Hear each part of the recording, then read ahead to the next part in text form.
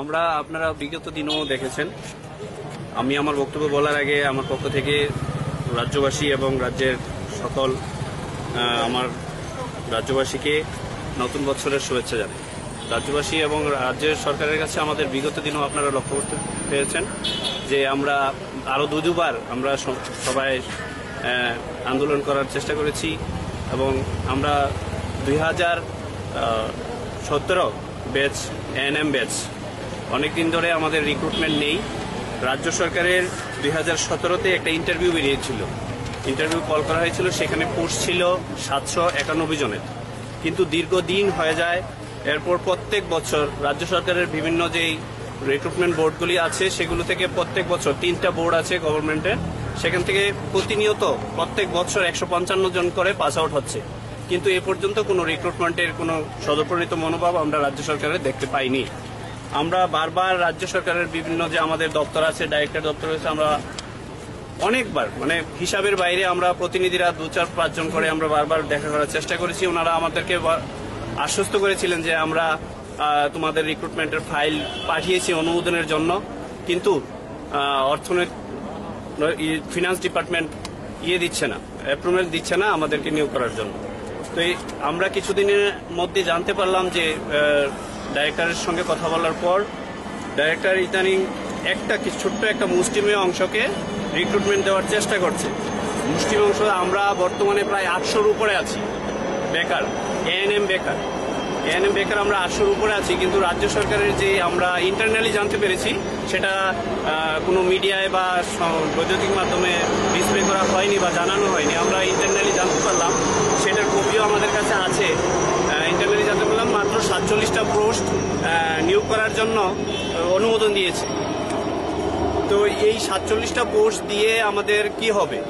প্রত্যেকটা দিন আমরা বেকার সংখ্যা বাড়ছে, প্রত্যেক বছর 155 জন তো গভর্নমেন্টভাবে বেরোচ্ছে, তাছাড়াও আরো 5টা প্রাইভেট ইনস্টিটিউট আছে, সেখান থেকে প্রত্যেকটা ইনস্টিটিউটে কোথাও 40 জন কোথাও 60 জন আছে সিট, সেই হিসাবে ওখান থেকেও প্রায় 150-200-র মতো বাড়ছে প্রতিনিয়ত বেকারের সংখ্যা। বেকার বা রাজ্য সরকারের কোনো মনোভাব আমরা দেখছি না নিয়োগ করার জন্য। এত সংখ্যক বেকারের এই 47টা পোস্ট দিয়ে কিভাবে হবে, কি হবে, কার পেট ভরবে? এখানে আমরা সবাই বেকার, কেউ আমরা বড় সবাই মিডল ক্লাস ফ্যামিলি থেকে, কেউ আরো নিডি ফ্যামিলি থেকে বিলং করি, কিন্তু আমাদের চিন্তা ভাবনা সরকার মনে হয় না করছে। তাই আমরা কোনো জোর জবরদস্তি না, কোনো কিছু না, দীর্ঘদিন থেকে আমরা রাজ্য সরকারের কাছে অনুমোদন জানিয়ে আসছি, আবেদন করছি, প্রার্থনা করছি, বিভিন্ন দপ্তরে যাচ্ছি আমাদের যেখানে যেখানে যাওয়ার দরকার, কিন্তু সেই দপ্তরগুলি থেকে আমাদেরকে বিভিন্নভাবে মানে কোনো সঠিক উত্তর দেওয়া হচ্ছে না। মানে হচ্ছে ফাইল পাঠাচ্ছি, ক্যান্সেল হয়ে যাচ্ছে, অর্থনৈতিক দপ্তর অনুমোদন দিচ্ছে না, আমরা পাচ্ছি না। তাই আজকে আমরা আবারও পুনরায় ডাইরেক্টরের সঙ্গে দেখা করতে এসেছি এবং আমরা জানতে চাই যে এই আমরা গত যে একটা সমষ্টি আন্দোলন হয়েছিল, এই আন্দোলনে জানানো হয়েছিল যে আমাদেরকে একটা আশ্বাস দেওয়া হয়েছিল যে তোমাদেরকে অতি সত্বর কিছু একটা ভালো নিউজ দেওয়া হবে, সেটা কি হয়েছে আজ পর্যন্ত কোথায় আছে সেটা জানার জন্য আমাদেরকে। পাশাপাশি আপনারা এই যে কোভিড সিচুয়েশনে পাশের রাজ্য কলকাতা, আসাম, আপনারা বিভিন্ন সময় সমাজ মাধ্যম বা মিডিয়ার মাধ্যমে দেখতে পেয়েছেন, তারা নিয়োগ নিচ্ছে স্বাস্থ্যকর্মীদের। আমাদের ত্রিপুরা রাজ্যে কেন নেওয়া হচ্ছে না সেটাই জানতে পারছি না। পাশাপাশি যদি কোভিড সিচুয়েশনে ভারতবর্ষের মধ্যে অন্যান্য রাজ্যগুলি হাজার হাজার নিয়োগ করছে, 800, 900, 1000, 1200 করে নিয়োগ করতে পারছে, কিন্তু আমাদের ত্রিপুরা রাজ্যে নিয়োগ হচ্ছে না। পাশাপাশি আপনারা দেখতে পারবেন আমরা যারা এএনএম আছি তারা আমরা চাই আমাদেরকে নিয়োগ দেওয়া হোক। আমাদের ত্রিপুরা রাজ্যে স্বাস্থ্যের অবনতি দিন দিন হচ্ছে, পরিষেবা ঠিকভাবে পাচ্ছে না। আপনারা প্রতিদিন দেখতে পাবেন বিভিন্ন মিডিয়ায় অক্সিজেনের জন্য, স্বাস্থ্যকর্মীর স্বল্পতার জন্য সঠিকভাবে মানুষ পরিষেবা পাচ্ছে না। তথাপি রাজ্যের বহু সাব সেন্টার এখনো তালা ঝোলানোই আছে। নতুন পাকা বাড়ি অনেক জায়গায় করা হয়েছে, বিগত সরকার করেছিল, কিন্তু বর্তমানে এখন পর্যন্ত রাজ্য সরকারই করেছে অনেক পাকা বাড়িঘর, সেগুলো তালা ঝুলিয়ে রেখেছে, সেখানে কোনো স্বাস্থ্যকর্মী নেই, সেগুলো খোলাও হয় না। তাই আমরা রাজ্য সরকারের কাছে আমাদের সবার প্রার্থনা এবং আবেদন এই আমাদেরকে যেন অতি সত্বর নিয়োগ দেওয়া হয়। আমরা রাজ্যের মানুষের সাথে কাজ করতে চাই। কোভিড সিচুয়েশনে আমাদের আশা ছিল হয়তোবা রাজ্য সরকার আমাদেরকে কাজ করার সুযোগ দেবেন, আমরা দেশের জন্য কিছু করতে চাই। স্বাস্থ্যকর্মী জবটা শুধু টাকার জন্য না, স্বাস্থ্যকর্মী যারা স্বাস্থ্যের সঙ্গে জড়িত তারা একটা সমাজসেবামূলক কাজ, সেই কাজটা থেকে আমরা করতে পারছি না। আমরা বিগত দিন ধরে প্রত্যেকেই বাড়িতেই বসে আছি, আমাদেরকে কাজ করার কোনো সুযোগ সুবিধা দেওয়া হচ্ছে না। বিশেষ করে এএনএমরাই বেশি বঞ্চিত দেখা যাচ্ছে। বিভিন্ন প্রাইভেট নার্সিং হোম বলেন, প্রাইভেট হসপিটাল বলেন, সেখানে দেখা যাচ্ছে জিএনএম, বিএসসি ওদেরকে নেওয়া হচ্ছে। কিন্তু আমরা যারা এএনএম করছি, যদি আমাদেরকে এই যে সরকারি ইনস্টিটিউটগুলিতে এখনো তো চলছে, ক্লাস চলছে, প্রত্যেক বছর বছর রিক্রুটমেন্ট হচ্ছে, তাহলে আমাদেরকে যদি নিয়োগই না দেওয়া হয় এবং প্রাইভেট থেকে গভর্নমেন্ট সব জায়গাতে যদি আমাদেরকে কোনো জায়গাতে যদি কাজ করার সুযোগ না দেওয়া হয়, তাহলে সেই ইনস্টিটিউটগুলি খুলে রাখার কোনো মানে হয় না। কেনই বা খুলে রাখছে তাহলে রাজ্য সরকার সেই ইনস্টিটিউটগুলো? দিনের পর দিন আমাদের বেকারের সংখ্যা বাড়ছে, নিয়োগ হচ্ছে না। সেই জন্যই আজকে আমরা এসেছি ডাইরেক্টরের সঙ্গে দেখা করতে। দীর্ঘদিন হয়ে গেছে, প্রায় 3-4 বছর হয়ে গেছে।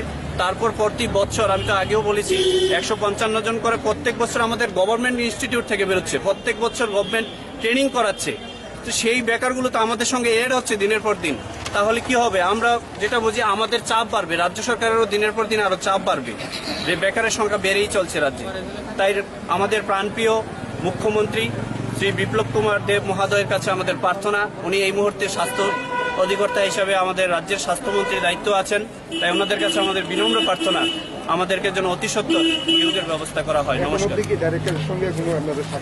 আমরা আজকে এই মুহূর্তে এখন পর্যন্ত দেখা করতে পারিনি, আমরা দেখা করব এই মুহূর্তে। আমরা ভিতরে যাওয়ার চেষ্টা করছি, কিন্তু আমরা এখনো পারমিশন পাইনি। ভিতরে যাওয়ার পারমিশন পেলে আমরা দেখা করব।